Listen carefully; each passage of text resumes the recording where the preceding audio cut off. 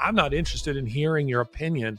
If you've not watched the full podcast, you have nothing to say if you've not actually listened to the full argument. Some misunderstood what I was saying about the question everything approach, that I was saying question nothing. Rather, what I was getting at is there's a moral obligation that goes along with any public platform. And if you're going to use it in an immoral way, Howard Stern, then you should be canceled. Some of these podcasters, they're not asking questions. They haven't already arrived at a conclusion. They're asking the questions because they want to undermine traditional interpretations. I do recognize that there are people who do what I do just for clickbait. That isn't me. I'm a capitalist, be clear on that. Money isn't a major driver for me. Mission is a driver for me. You know, I've spent my career taking on some of the cultural baddies, some of the most prominent intellectuals in the world, some of them in public debate, some of them behind the scenes. And I've come to realize that ideas define everything that we do. With an academic degree, you're trained to be a researcher and writer to the point that it's annoying. But I'm grateful for it. I'm not talking about books I've not read. I'm not talking about papers I've not read. Whether I agree with them or not actually isn't the point. There are quite a few books that I would read that I would say are actually evil books. Donald Trump, when he was in a divorce with his first wife, she said he has a copy of Mein Kampf next to his bed. I wish more people did. If the German people had bothered to read that book rather than just have it on their shelf, we might have avoided the Holocaust. If more people read the Quran, they'd be wiser to what Islam actually is, what they actually believe. If people bothered to read, as I have, the writings of Klaus Schwab and the various contributors to the World Economic Forum and the ideas that are driving the globalists, I read them because I want to understand their mentality. I cut out the middleman. I go straight to the ideology. Everything in your life is being defined by either your ideas or the ideas of the people around you. And each episode, we're going to be digging into a different idea that appears in the culture. This is Ideas Have Consequences with me, Larry Alex Taunton.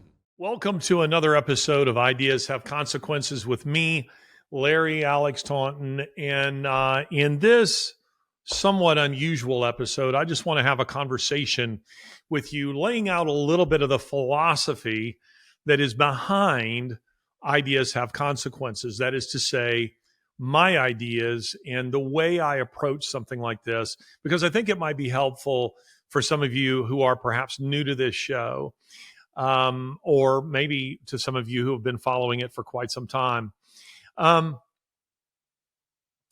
I feel very passionate about the ideas that we address here. I'm not paid by anyone to give a particular opinion. My work is generally supported by Christians, and I'm sure if I declared myself a Muslim, I would lose their support, but that's not going to happen. But no one is telling me, you have to be pro-Trump, or you have to be, a pro-Israel or anti-Israel, or pro-Palestinian or anti-Palestinian, or pro-Tucker Carlson or anti-Tucker. No one's telling me that. And it's because my own contract with anyone has always stated that I am free to give my own opinions. I refuse to have my opinions controlled by someone else. And it's for that reason that, I've always been independent. Sometimes it's appealing, the idea of belonging to a network, and maybe sometime that will happen. But if it ever did, it would be because I make it very clear that I'm free to say what I want to say, and not just simply because I just want to, just to spout nonsense, but because I want to feel free to state what I actually believe. I'm particular about this even when it comes to advertising. I don't want to be in the position of stating, I've used this and love it if I haven't. I don't want to be in the position of saying to you things I don't believe. So if nothing else, I'm sincere.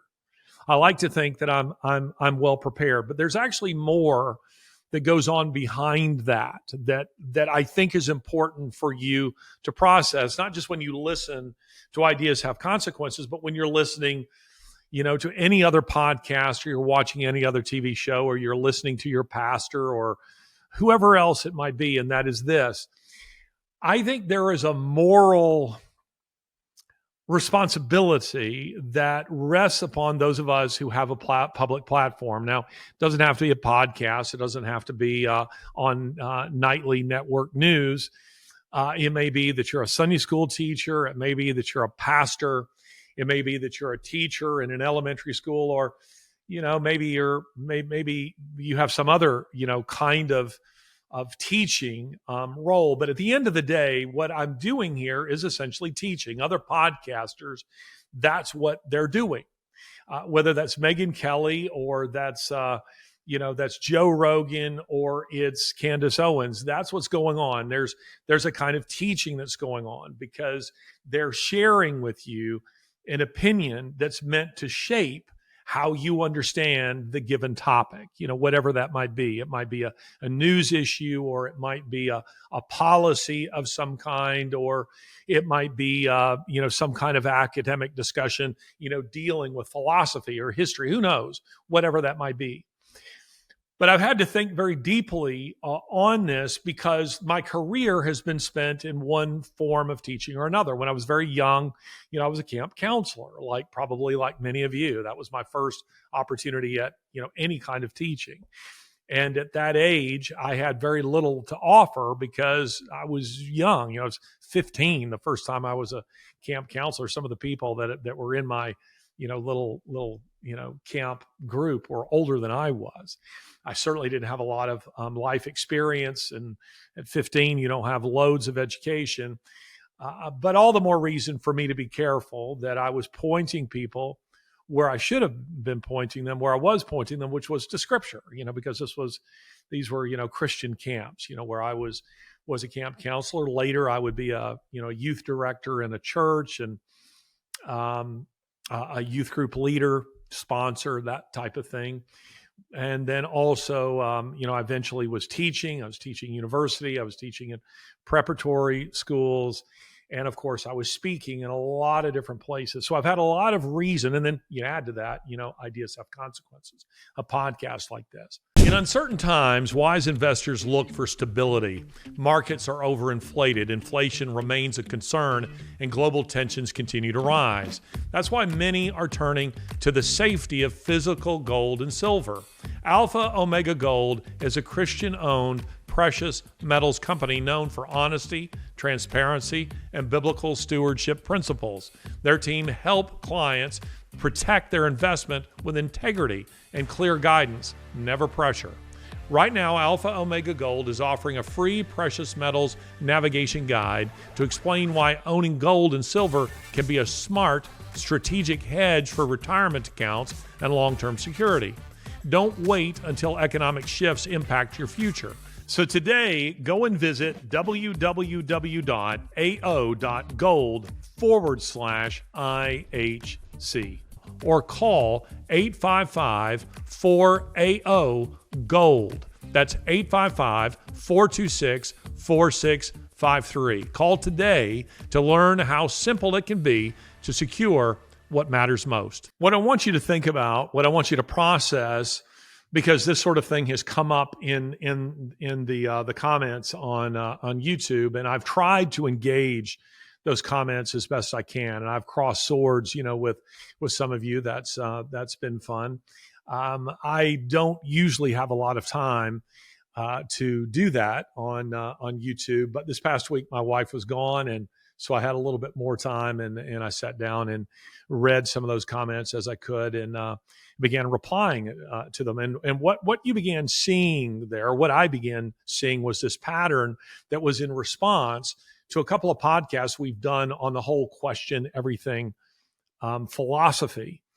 And maybe I didn't make it clear in those two episodes, though I will say that there's a tendency of people to comment because they just read the banner. The graphics are put together, by my team.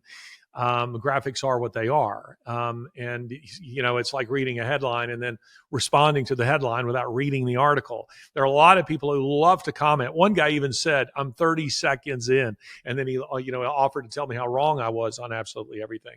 I'm not interested in hearing your opinion. If you've not watched the full podcast, you have nothing to say, nothing to offer me, or anybody else for that matter, if you've not actually listened to the full argument. You don't know what it is, that I'm going to say, much less 30 seconds in. But a lot of people were responding to that idea. And by the way, I love the fact that, it had generated quite a lot of comments and conversation. But some misunderstood what I was saying about the question everything approach as saying that I was saying question nothing. Not at all what I was saying. Rather, what I was getting at is the intent usually of those podcasters, or maybe even those people in your life that you may encounter, is not unlike Satan in the Garden of Eden, where he comes in, as I pointed out, and he comes in and he says, did he, meaning God, actually say to you that you shall not eat of that tree in the garden? Satan's not asking a genuine question there. He wasn't asking it like he didn't already know the answer to the question. He did. He was asking the question to drive her in a particular direction, to tempt her, and ultimately lead to her sin, Adam's sin, and the fall. This is in Genesis chapter 3. You don't have to believe it or accept it, but the fact of the matter is that's recorded there. And usually those people who are, quote unquote, just asking questions, they're not asking them sincerely. They're not asking you the way someone might say, hey, what's for breakfast? Because they're waiting for you to tell them what's for breakfast because they don't know. The person who comes to you and says, as some of these podcasters are doing, raising issues regarding, say, the Holocaust or, the origins of World War II or who the good guys or the bad guys were, they're not asking questions because they haven't already arrived at a conclusion. They're asking the questions because they want to undermine traditional interpretations. Now, should you believe a traditional interpretation because it's a traditional interpretation? No. But you need to be wary of those people who use that satanic model of coming in and asking questions for the purpose of driving you towards answers that are false, that are trying to drive you towards answers that fit with a narrative they want you to believe. And frequently it's an evil agenda. I mean, if Tucker Carlson wants to have a genuine conversation about World War II, have on Victor Davis Hanson, have on Anthony Beaver, have on actual historians. But the tendency has been to have on individuals who are experts in one field. I think his name's David, what's his name? Callum. Anyway, the guy that he had on, recently, the chemist, he's a chemist, but Tucker has him pronouncing authoritatively on World War II. And then he just had on my friend, Lee Strobel, who is a Christian apologist, a well-respected Christian apologist. You can buy his book, Case for Christ, very, very well-known, a bestseller, but he's leading him into the discussion, a nefarious, devious discussion about the origins of nuclear science. Now, why would you do that? If I'm going to have on, let's say, Professor John Lennox, a good friend of mine that I've had on this show before, who's a professor of philosophy, of science, and pure mathematics at Oxford University, I'm generally talking to him about areas where he brings expertise. And if I tried, because I know John so very well, he's been a mentor of mine for many years. If I were to try to lead Lennox into a discussion of things that are off topic and outside of his field of expertise, he's just going to say, Larry, I don't know. I have nothing to offer there. That's not a conversation I want to have on your show. The point is that there's a moral obligation that goes along with any public platform. And if you're going to use it in an immoral way, Howard Stern, then you should be canceled. That doesn't mean that you're a moral person. You may not be living a moral lifestyle. But I've always respected those teachers. I worked with some teachers who were real Byzantines, but they took very seriously their role as teachers. And they didn't bring that stuff into the classroom because they recognized they, as a professor, as a teacher of whatever it was they were teaching, had a moral obligation that went along with what they were teaching. Now, I read some years ago, and it's a book that I love, and I would strongly encourage any of you to read it. You don't have to be a teacher to love this book. It's just a fantastic book about life, and in part because the author of the book explains to you that teaching is more than just being in front of a class with a blackboard. There's teaching in every phase of life. If you lead employees in an office, or you're a parent, every day you're teaching, either by your words or by your example. And the book is called The Art of Teaching. The Art of Teaching. And it's beautifully written. The book was published in 1950, and the author of the book, now deceased, the late Gilbert Hyatt. That's Highet. You find the book on Amazon or Barnes and Noble or some other Books A Million, some other website, some other retailer. And it probably costs you $10-15 at most. The Art of Teaching by Gilbert Hyatt. That's Highet. And that book I revisit at least once a year to glean from it some of the wisdom that Hyatt, who was a professor of classics at Columbia University and had a lot of experience in teaching. And he spoke of this moral component, of teaching for those people who have a public platform. And by the way, the Bible does too. It's why James 3 says that teachers will be judged more strictly. Now that is a warning. That warning gets my attention, frightens me, because I recognize that in the Lord giving me a platform of some kind, that he's made it incumbent upon me. He's put a responsibility upon me to do so responsibly, to do so morally. And what does that mean? That means leading people towards truth. And Hyatt, quotes Aristotle. Just a wonderful, wonderful quotation. Aristotle found himself at odds with his old mentor, Plato, and was asked, you disagree with him on this? And Aristotle said brilliantly, he said, though Plato and truth are both dear to me, it is right to prefer truth. Though Plato and truth are both dear to me, it is right to prefer truth. How wonderful is that? And that's kind of the way you need to think about some of these things. So when I find myself in disagreement with some conservative or, people who present themselves as conservative podcasters, or maybe even with some aspect of the Trump agenda or something like that, it isn't because I don't care for those people. It's because I say to myself, though Tucker Carlson or Donald Trump or you name it are dear is dear to me, it's right to prefer truth. It's right to prefer truth, and it's truth that we seek to pursue on a show like this. Now, is that because I'm an oracle of truth? Certainly not. I'm a fallible human being, and I've tried to admit to you on this show on things that I've been wrong about. I mean, I pointed out some months ago that I really thought that Democrats were doing their best to set up Michelle Obama for a run, and I think they did one or two. I think she didn't want to, but I was wrong.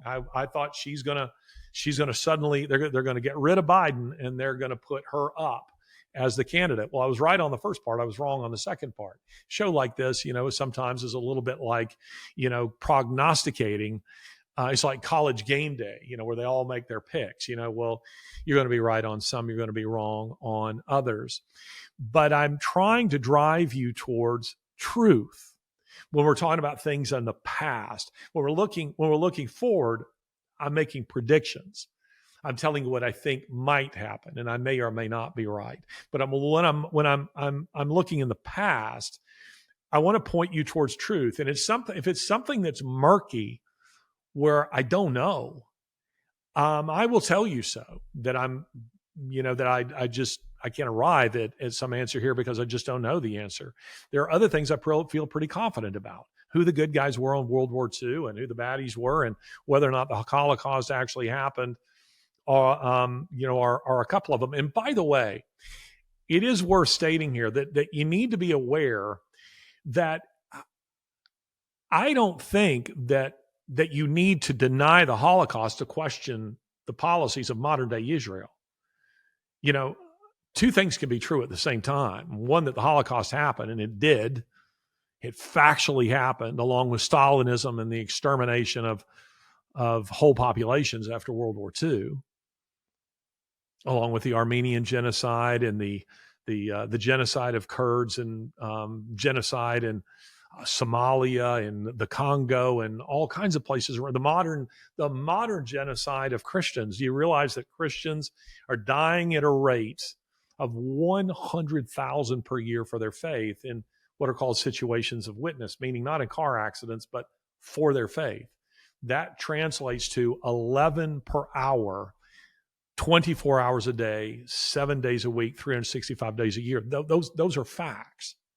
Those are facts. Those are things that we know that are happening in the world. But I don't need to deny one of those in order to question policy on some other issue. And what's been very interesting for me to see is that there are some people who are working right now. The reason they're bringing up World War II is because you must picture a chessboard right here. And the way this works is, I wish I had brought some chess pieces to show this, but in chess, sometimes in order to achieve what you want, which is to occupy a particular square on the board, there are a couple of other squares back from it that you have to occupy first. They have to occupy first. And what's happening right now on a number of these podcasts, like Candace Owens, like Tucker Carlson, like Andrew Tate, like some of these others, is they don't like modern day Israel, and they don't like modern day Israel's policies. Fine. Feel free to question that, but they're doing it deviously. You see, they feel that in order to do it, they have to undermine Israel's modern day moral authority. And what is that moral authority based on? It's based on the Holocaust. So that's the reason that all of a sudden in the last year, there's been all of this interest. Suddenly, Candace Owens is so fascinated by World War II. Suddenly, Tucker Carlson is so fascinated by World War II. And instead of having actual historians come on and discuss these things, they're having other people come on and discuss these things where they possess zero expertise. So that a chemist is telling me that World War II history as we know it is bunk. You're not qualified to tell me that. How colossally arrogant that is. And that made me think of a quotation here that I'd like to read to you. This is another essay that I revisit at least once a year, and it's an essay by Etienne Gilson. Etienne Gilson. Gilson was a brilliant, I'm not Catholic, but he's a brilliant Catholic theologian and historian, taught at the Sorbonne, University of Toronto, elsewhere for many years. And he wrote a book that I read he wrote an essay that I read in my teens that had a huge impact on my own thinking. And it's an essay called The Intelligence in the Service of Christ. The Intelligence in the Service of Christ. And I read this when I was, I think, 19. And I have revisited it, as I say, at least once a year ever since, because it's such a brilliant and content-rich, also beautifully written essay. But this is one of the things that really made an impact on me as a teenager, because when you're a teenager, you're so used to being contemptuous of all kinds of things because you don't know anything. so you can afford to be. It's what we all see, and either in ourselves or in our kids or someone else's kids. It's the arrogance of youth. It's a stereotype that kids know it all. How many of us had our parents say that to us? Yeah, you know it all. Well, one of these days you'll learn. Well, it's cliche, but it's true. You do eventually learn. You do eventually have your own bumps and bruises. I was talking to a guy some years ago who has a ministry to middle-aged men, just middle-aged men. I was fascinated, that it was such a specific demographic. I thought, why not just men of any age? Why not just people, men and women? And so I asked him that. Why is it middle-aged men? Why not young men? And what he said fascinated me. He said, young men don't listen. They don't listen. And he said, I can't speak to them. I can't reach them with the gospel usually. And it's because, and he's, by the way, his ministry is specific to business men. He said, young men are sure they know better than their parents. They're sure that they know better than their bosses. And he says, and so I'm seeing these guys come along, young lawyers, young up and coming, businessmen, business leaders, and they think they have the tiger by the tail. And they're sure their marriage is going to be better than their parents' marriage. Because it's never dawned on them. They look at their parents who are at war with each other and they think, but unlike them, I love my spouse. Never dawning on them that, how do you think your parents got married in the first place? We don't live in a culture of arranged marriages. They chose each other and they were crazy about each other and couldn't keep their hands off of each other. And then things went off the rails. But he says, I can't tell them that because they're not going to listen to that. And they're sure that their career will be a success and fulfillment and that they know how to be great parents. He said, I get them 20, 25 years later where they've achieved all their career goals and they realized there's nothing at the top. They feel unfulfilled. Their marriage has turned out to be a bit of a disappointment. They're maybe divorced, heading towards divorce, or they're alienated from their spouse. And the kids haven't quite turned out the way they thought they were going to. Now they're at odds with one of their children, or Thanksgiving is Christmas, the dinner table if they even show up, is a very tense time because they have adopted a worldview that's hostile to their own. He said, now they're ready to listen. Now they're ready to listen. And how true is that? When we're young, we're ready to be contemptuous of a great many things. And that's why this quotation right here spoke to me. Now, this all ties in. Stick with me for a moment. Here's what Gilson says about this phenomenon. We have all met, either in history or indeed round about us, Christians who believe they are rendering homage to God by affecting in regards to science, philosophy, and art, or history, or anything else, an indifference which sometimes approaches contempt. But this contempt may express either supreme greatness or supreme littleness. I like to be told that all philosophy is not worth an hour of my trouble when he who tells me so is called Blaise Pascal. That is to say, a man who was at once one of the greatest philosophers, one of the greatest scientists, and one of the greatest artists of all time. A person always has the right to disdain what he surpasses, especially if what he disdains is not so much the thing loved as the excessive attachment which enslaves us to it. Pascal denied neither science nor philosophy, but he never pardoned them for having once hidden from him the most profound mysteries of charity. Let us be careful, therefore, we who are not Pascal, of despising what perhaps surpasses us. For science is one of the greatest and highest praises of God. Now, again, he is there talking about science. People have asked me, Larry, Tucker Carlson has the right to question whoever he wants, or the guests he has a right to question the origins of COVID or World War II or the Holocaust or whatever. Fine. But I also have the right to feel utter contempt for their ignorance. And it's because I like being told that all of World War II history is bunk by him who calls himself Victor Hansen or someone like that.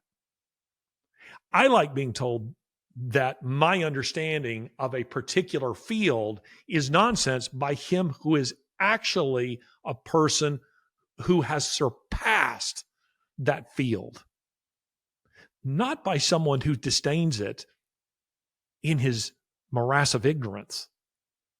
There is a difference. It's important you understand that. There is a huge difference. And this is what I mean when I say it's important to stay in your lane. That should be true of any podcaster. I have watched again and again, and I hope I've learned from it. There's been a time or two where the Lord led me into, for instance, I've moderated a number of high-level academic debates at places like Oxford University and elsewhere on science. And I'm going, this is a field that surpasses me. I am not a scientist. Therefore, I refuse. I was invited to speak in Brazil at a major university there on intelligent design. I agreed to do it with the understanding that I'm not a scientist and I'm there simply to talk about the impact of the debate, not the science. I said, I'll disappoint you. You will be very disappointed in having me to come and speak on that because I'm not a scientist and I don't want to pretend to be one. Don't put me in that position. However, I can say something to you about the history of this debate and how it's divided some universities, talking to you, Baylor, and how some people have been kicked out of the academy simply because they dared suggest there might be an intelligence that has given design to the universe as we know it. Now, that's a topic for discussion some other time. By the way, you can find on my channel these debates that I moderate, very high level, that delve into some of these kinds of issues. But again, I was uncomfortable in that role because I thought, okay, well, I can time keep. I can certainly ask questions of these people here, but I'm not going to present on these issues because I'm not an expert on them. But how many times have I seen guys who have received the acclaim of men in one field, and it goes to their head, and they're certain that they are now prepared to pronounce on anything? I've seen it so many times. The aforementioned Richard Dawkins, a top-level scientist, I'll give him that. He deserves it. But then he went and wrote a book on theology, which he doesn't know anything about. The God Delusion, which became a bestseller, which just added, unfortunately for him, it just added to his own impression, erroneous impression about himself, that he really was at bottom extremely knowledgeable of these things, but he wasn't. And all he had to do was go read the book or watch the debate that we did where he debated John Lennox and got annihilated. And why is that? Because Lennox is a theologian, in addition to being a scientist. And he just poked holes throughout the entire debate in all the false assertions that Dawkins had made in the God Delusion. Erroneous, but because his audience was as ignorant as he was, that is, the buyers of his book, generally speaking, they didn't know any better. I've seen guys do this a lot. Elon Musk is falling into this trap. He is pronouncing on history. He's pronouncing on philosophy. He's pronouncing on government. He's pronouncing on lots of things. And why wouldn't you, when the whole world is telling you what a genius you are? Because you put rockets into space. That requires a certain kind of genius because you're a billionaire. And he's gone from, 0 to 100, on his own. There's a certain kind of genius at work there, but it doesn't carry into other fields. You see, intelligence is a little bit like a series in baseball. Because you score 15 runs in game one, that doesn't mean you get to carry extra runs into game two. Game two is they're mutually exclusive, and each is its own event. So it is with these fields. Expertise in one field doesn't make you an expert in another. And guys, in my line of work, you have to have a certain kind of self-awareness lest you fall into that trap. I cannot tell you the number of times that I've been asked to give interviews on things I know nothing about. I recently told you that I was invited on, Tim Pool's Timcast, and I was honored to be invited to come on and talk about multiverses, to talk about whether or not we're living in an alternate universe.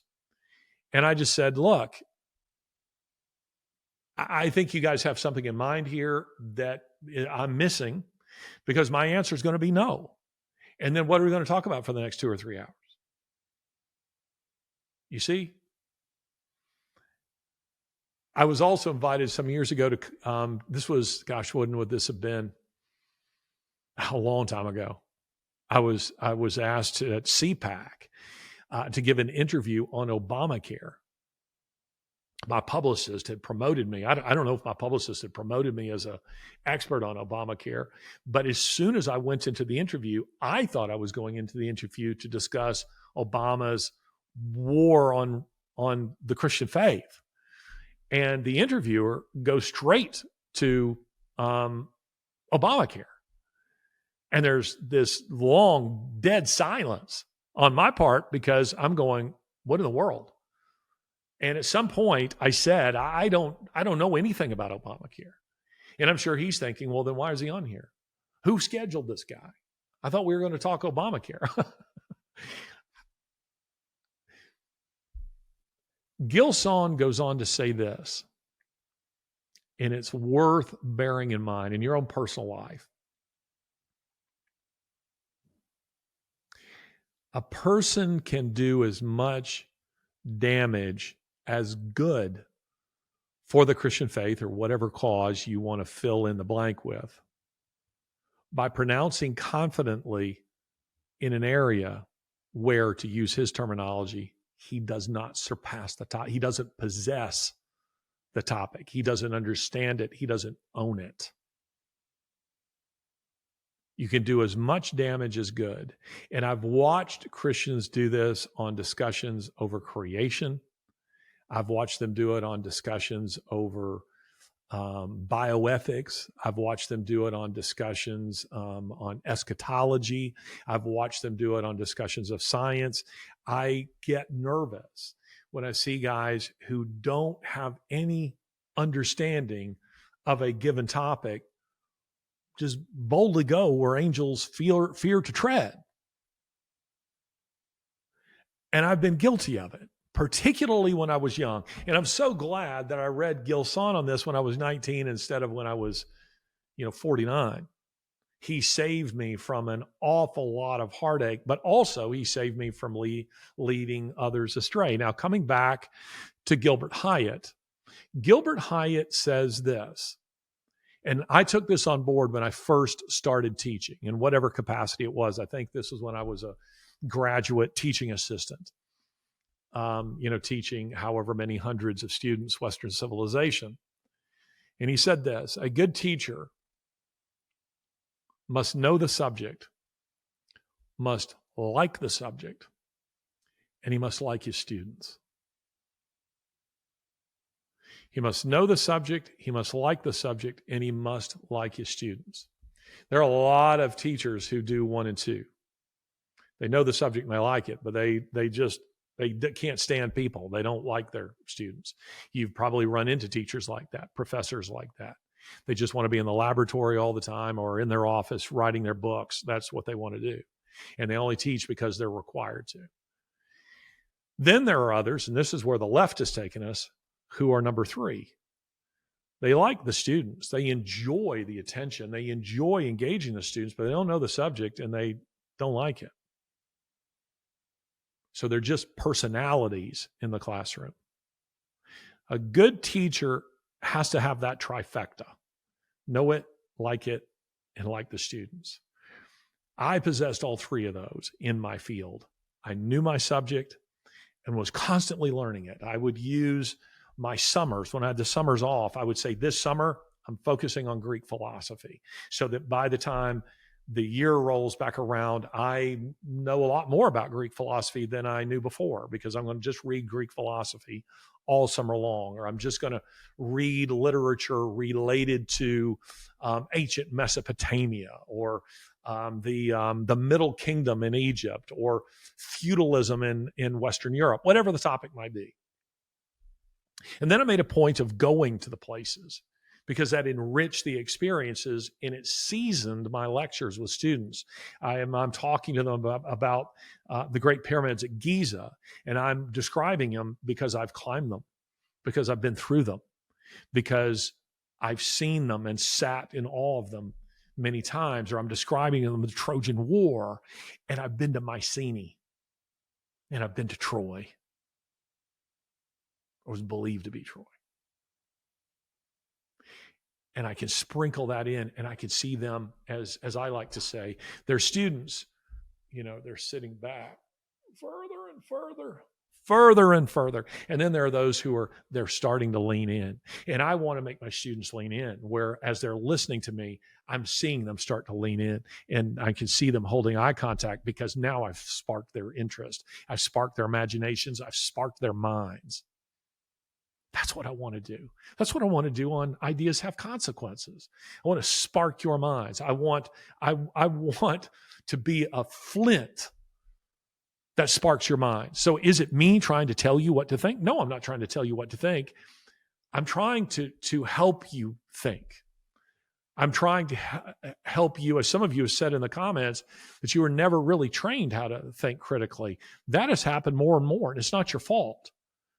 In this show, I hope to help you think critically about things, give you a framework and a lens through which you can apply what we're saying on one topic to other topics, where you feel like I'm giving you some intellectual tools that you put on your belt and that you pull out on given occasions.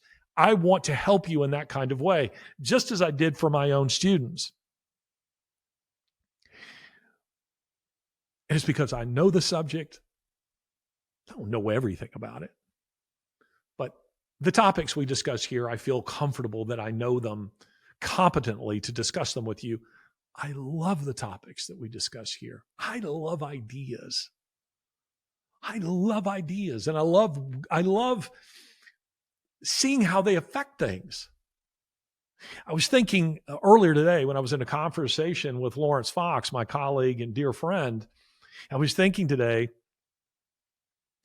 he was talking about the rising Muslim population in Britain and in Western Europe.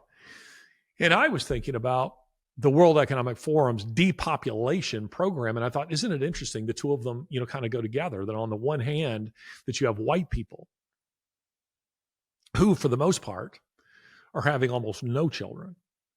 And you're having a Muslim population that is having loads of children. How those two go together.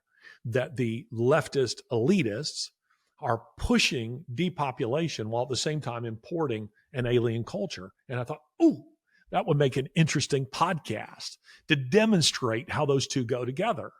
I think of ideas like a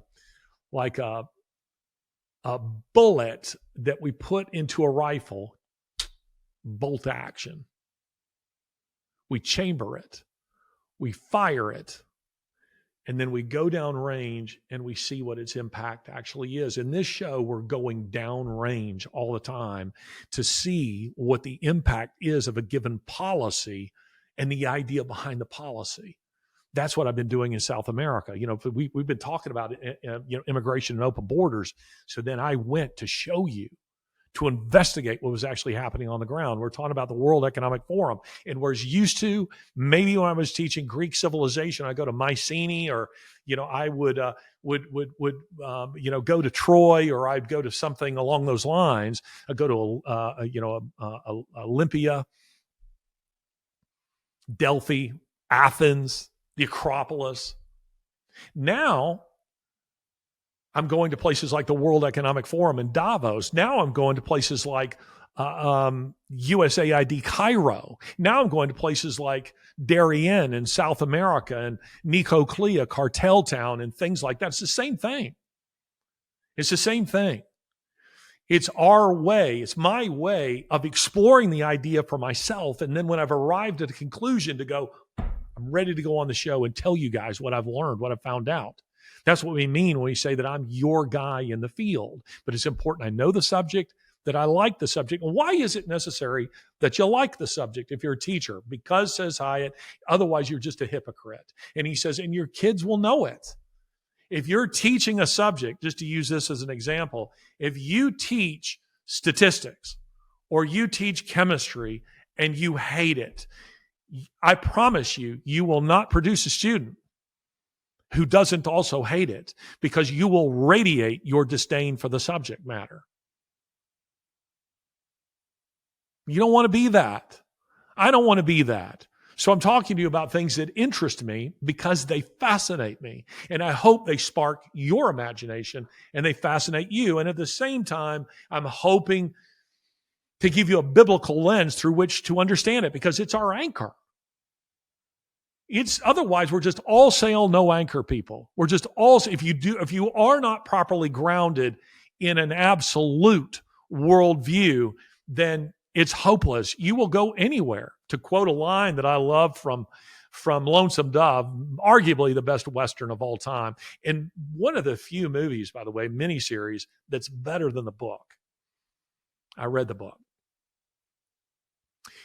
But there's this one guy, Jake Spoon, who they end up having to execute. This is, again, it's a Western. They end up having to execute because he just kind of goes along with a bad crowd of thieves who then start committing murders, and he just kind of goes along with it. And so he's executed with the rest of them. And a guy that knew Jake, a boy who's saddened at Jake's demise, is saying, why? What happened? And Robert Duvall's character says, Jake was a leaky vessel you just didn't want to put too much hope in. He just blow with the wind. He just blow with the wind. And that's not what we want to be. Unfortunately, that's what you're starting to see with a lot of podcasters who seem to be going off the deep end. It's why we got to stay, anchored and close to the cross so that we can get our bearings, so that we can have, as I say, a fixed point. To quote A.W. Tozer, he said, God says, I am that I am, and everyone and everything must measure from that fixed point. Or to quote Blaise Pascal, who Gilson is referring to here. Blaise Pascal is a hero of mine. Blaise Pascal said we have to have a fixed point in morality. The harbor serves as a fixed point for those aboard ship, he says. What shall serve as our fixed point in morality? Do we look at a piece of driftwood? No. He says you got to have something fixed, like a star, so that you can gauge your bearing. And it was a rhetorical question by Pascal. Pascal had been an atheist and became a Christian. And he meant that Jesus Christ is our fixed point. He's my fixed point on this show. I perfectly want him to be my fixed point in everything that I do off of this show too. Sinful that I am. But you have to have a fixed point. And as for the final part, you have to know your subject, like your subject, and you have to like your students. I don't see you. I don't meet you. You're the not the mindless. I didn't mean that, I promise. You're the faceless masses for me. Some of you I know personally. There are a few of you, but for the postmark, no. You show up in the comments, or maybe I get an email, or maybe I see you on Twitter or something like that. But otherwise, you're generally faceless for me. So it's not like you're sitting in a classroom or a lecture hall the way you might for a teacher. And why it has to matter for a teacher, why he has to care about his students, is because he should be giving them moral direction. not because he's teaching ethics, but because ethics is involved in teaching. There's no subject, not the hardest of the natural sciences, mathematics, social sciences, history, philosophy, music, that is devoid of morality. Morality enters into it. It does, even if it's just in the way you teach or the way you behave in front of your students or the way you grade them or the way you judge them or the way you treat them. I don't have you here in quite that same kind of way, but when I see someone say in the YouTube comments, or I get an email, or occasionally when I feel really special, somebody has gone to the trouble of actually sending a letter, or a handwritten note. You really feel special when you get that these days, because almost nobody does anything like that anymore. And they say that I've helped save a marriage, or I've helped give them guidance in their own personal life, or guidance to their children, or a student tells me that this was very useful for them in understanding a particular topic that they were researching, or it gave them some kind of direction. I thrill at that because it's a blessing for me, to hear it, but also because that's my goal. I do recognize that there are people who do what I do just for clickbait. That isn't me. It's never been me. I'm not motivated by money. I'm not saying that money is irrelevant to me. It has to be, because we have to pay bills like everyone else. And it cracks me up when some people complain about ads. I'm like, come on. I mean, I'm not a socialist here, and we're not supported by USAID. We have bills that have to be paid. We have salaries that have to be paid. A show like this, everything that's involved in it costs money. I cost money. I have bills too. So I'm a capitalist. Be clear on that. I'm a capitalist. But money isn't a major driver for me. Mission is a driver for me. I believe that mine is a mission. I believe mine is a calling. I believe that I've been called to what I do. So that when a friend of mine years ago, the head of a company worth north of $100 million, offered me a very handsome salary, more than I was making, to take over aspect of his company, I was very flattered, but at the same time told him, A, I'm unqualified, but B, you misjudge what I do for a living. If you think I'm doing this for money and I'm just sitting here waiting for someone to come and offer me more money to go do something altogether different, you have misunderstood. I do what I do because it's a mission for me. It is my calling, and I care about you, even though I've never met you. I care about you and the impact that each round that we send downrange may impact you. I do not want to be guilty of leading you astray, because I will be judged for that. You see, again, James 3, teachers will be judged more harshly. I do not want to be guilty of teaching you falsely. I'm being a false teacher and teaching falsely are two different things. False teachers they make a habit of it, and they have a goal of misleading people, like a Pied Piper, taking them in the wrong direction. There are plenty of those. Every teacher will occasionally teach falsely. They will occasionally teach things that are wrong because they didn't know any better, or they misspeak, or whatever the case may be. I will be guilty of that from time to time. That's why I say be a Berean.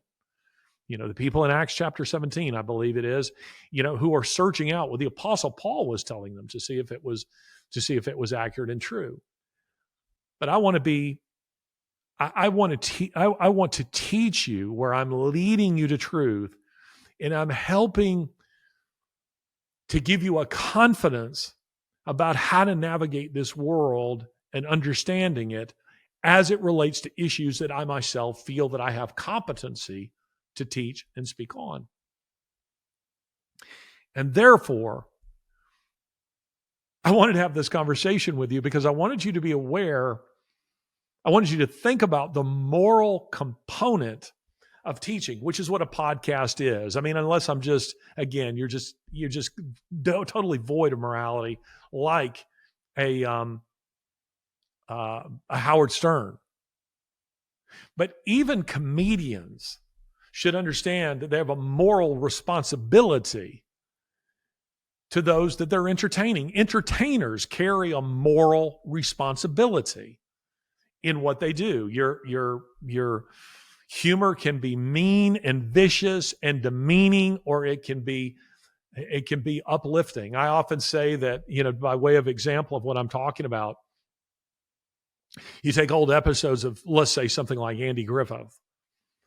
The humor in Andy Griffith was never to demean. It was to uplift. And even if Barney was occasionally the source of much of our humor, Barney was always made to be the hero by Andy. There was a moral component that was involved in that. Humor today has become just vicious and cruel in so many instances. Not all of them, but in many such instances. So do think about this when you're thinking about your sources of information. Ask yourself, what is the motive here? When people are, quote unquote, just asking questions, what's the motive? Is the motive because they genuinely don't know the answer and they're asking someone because they're looking for the answer? Or is it because they are trying to lead you in a deceptive direction, which is what's going on here and why so many podcasters are platforming people who are not experts in their field and having them pronounce on issues where they possess no such authority. Again, I come back to Gilson here. I like to be told, you should like to be told, that all science is nonsense when he who tells you so is named Isaac Newton, a man who has the right to disdain a field that he surpasses. But if it's a guy working out of the garage who barely understands the laws of thermodynamics, I dare say he doesn't have A, the authority to tell you that, and B, he definitely doesn't surpass the field. I hope I've been clear on that, and I hope that you will think on the moral component that relates to some of these kinds of issues. What is the motive behind the people that you're listening to? Is it just to entertain you? Is it just to get the clicks and cha-ching, cha-ching, cha-ching? Or do they take very seriously that moral component of teaching? And podcasting at the end of the day is a kind of teaching where they're leading you, seeking to lead you to actual truth with a capital T. And what do I think truth is? Jesus said, I am the way, the truth, and the life with a capital T. Those are, by the way, that's probably the most politically incorrect statement in all of Scripture. That's a man telling you he's God. This has been another episode of Ideas Have Consequences, an unusual episode of Ideas Have Consequences with me, Larry Alex Taunton.